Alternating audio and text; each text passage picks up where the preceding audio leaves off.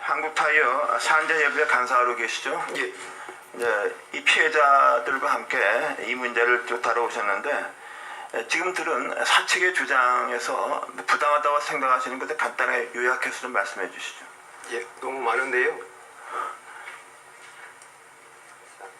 요 표는 지금까지 전체 사망자 숫자가 표현된 것은 아닙니다. 다만 객관적으로 확인할 수 있는 사망자 숫자 몇 가지를 얘기하려고 합니다. 1996년부터 2007년도까지 사망자 수를 대표적으로 비교를 해보겠습니다. 고 박강호 씨 재판에 제출했던 한국타이어에서 제출했던 자료입니다. 96년부터 2007년도까지 55명이 사망했다고 법원에 제출을 했습니다. 저희가 산업안전보건연구원에서 제출한 자료를 보면 93명입니다. 그리고 2018년도에 한국타이어에서 손배소송을 제기한 건에 대해서 증거자료로 제출했던 자료를 보면 96년부터 2007년도까지 96명으로 되어 있습니다. 도대체 뭐가 진실이라는 거죠? 같은 회사에서 제출했던 증거자료도 이렇게 차이가 납니다. 그리고 예를 들어서 연구소의 경우에는 96년부터 2007년도까지 똑같은 자료에 박강호 씨 재판 자료에 제출했던 자료에는 5명이 사망한 걸로 되어 있습니다.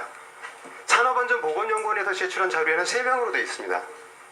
올해 제출한 한국타이에서 제출한 증거자료에는 10명으로 되어 있습니다. 뭐가 진실입니까? 도대체 지금 한국타이어에서 96년도 이후에 올해까지 지난 7월달까지 사망한 숫자가 몇 명인지 정확하게 알 수가 없습니다. 네. 거기에 대해서 무엇보다도 실내 작업 환경에 굉장히 위험하다는 얘기인데 주된 의심을 어디에 두고 계십니까?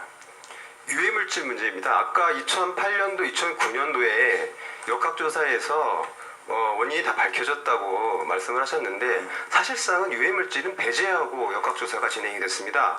특히 역학조사를 진행을 하려면 기초적인 자료들이 필요합니다. 뭐 작업환경 측정 자료나 그 다음에 현장에서 일하고 있는 노동자들의 인터뷰 자료나 이런 자료들이 제출되지 않은 속에서 역학조사가 진행이 됐거든요. 그 자료는 2008년도 역학조사에 참여했던 평가위원 그리고 자문위원 회의록에 고스란히 다 남겨져 있습니다. 근거로.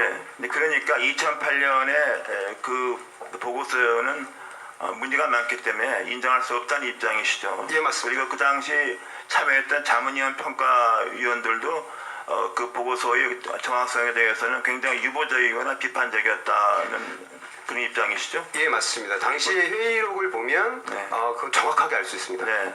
그리고 그때부터 무려 10년이 지났는데 뭐 별로 개선된 사항이 별로 없지 않습니까? 이 문제가 뭐 해소가 되지 않지 않습니까? 거기에 대해서 지난 10년 동안에 왜 이렇게 지연됐는지 또 지난 10년 동안에 이 문제가 좀 다시 한번 본격적으로 뭐 노동부에서도 한번 다룰 만도 한데 뭐 그런 부분에 대해서도 좀 본 의원도 좀 이해가 좀 안 되는 면이 있습니다. 거기에 대해서 말씀해 보시죠.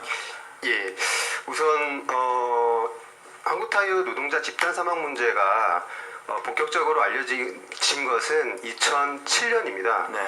2006년도, 2007년도 사이에 15명의 돌연사가 발생을 합니다.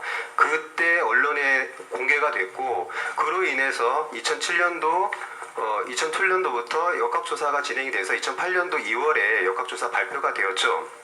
하지만 핵심적으로 유해물질 문제가 빠져 있고 그리고 유해물질을 뺀 상태에서 역학조사를 결과를 고열 과로 스트레스로 결과를 내면서 이후에 현장에서 일하고 있는 노동자들은 산재 신청을 할 수도 없었고요. 네, 예. 네, 알겠습니다. 지금 제일 문제는 여러 가지 화학물질을 쓰는데 개개 화학물질은 안전하다 하더라도 뭐 이런 얘기가 있습니다. 어떤 이 문제를 한국 타이어 문제를 담당했던 고용노동부를 담당했던 분이 자기가 보더라도 어떤 실내 공기 환경 속에서 여러 물질들이 결합을 해서 위험하게 될 수가 있다. 근데 그걸 측정하기 매우 어렵다는 언급을 한 적이 있습니다. 또 거기에 대해서 어떤 학자는 그렇게 해도 그걸 측정할 수 있다. 1분만 더 그래서 그런 부분에 대해서 좀 들어본 바가 있는지 어떤 생각이 있습니까? 실내 환경이 뭐 그런 문제를 좀 제기하고 있는 분이 있습니다. 네. 예. 이미 이제 기사화된 것도 있고요. 뭐 66종에 200여 가지, 뭐 때로는 500가지, 900가지를 쓴다는 주장도 있습니다.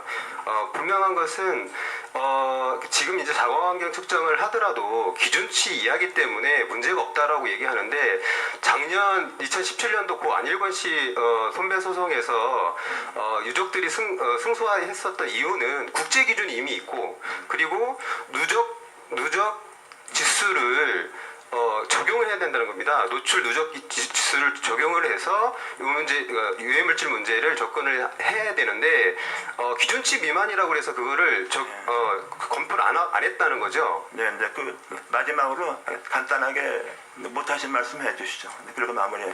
예. 10년 동안 단 한 차례도 환경노동위원회에서, 국회 환경노동위원회에서 노동자 집단 사망 문제가 다뤄지지 않았습니다. 한국타이어 문제요. 왜 중증 질환자들이, 그리고 사망자 유족들이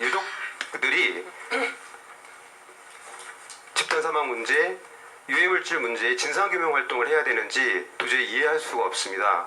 오늘 10년 만에 한국타이어 노동자 집단 사망 문제가 밖에 세상에 알려지고 10년 만에 국회 환경노동위원회에서 한국타이어 노동자 문제가 제기되고 있는 것 같습니다. 저는 이게 오늘 시작이라고 생각합니다. 현장에 2,000명이 넘는, 거의 3,000명에 가까운 노동자들이 중증 질환자입니다. 그거는 아주 일부라고 생각합니다. 아까 23,000명이라고 하셨는데 전현직, 근데 그 숫자도 못 믿겠습니다. 왜냐하면 한국타이어에서 법원에 제출한 자료도 사실상 믿을 수 있는 자료가 하나도 없습니다. 아까 사망자 명단을 보셨듯이 모든 수치를 다 조작하고 있습니다. 그리고 현장에서 일하고 있는 노동자들이 안전하게 일할 수 있는 조치를 전혀 취하고 있지 않습니다. 그렇지 않으면, 안전조치를 다 취했고 할 수 있는 바를 다 했다면 왜 170명이 넘는 노동자들이 사망을 했고 3,000명에 가까운 노동자들이 유해물질에 의해서 병들어 있냐는 거죠. 이것을 국회 환경노동위원회가 지속적으로 밝혀내야 되고, 반드시 책임자 처벌해야 되고, 그동안 억울하게 죽어간 노동자들의 문제, 유족들의 문제, 반드시 보상 문제까지도 책임지고 해결해 나가야 된다고 생각합니다. 네, 수고 많으셨습니다. 다음은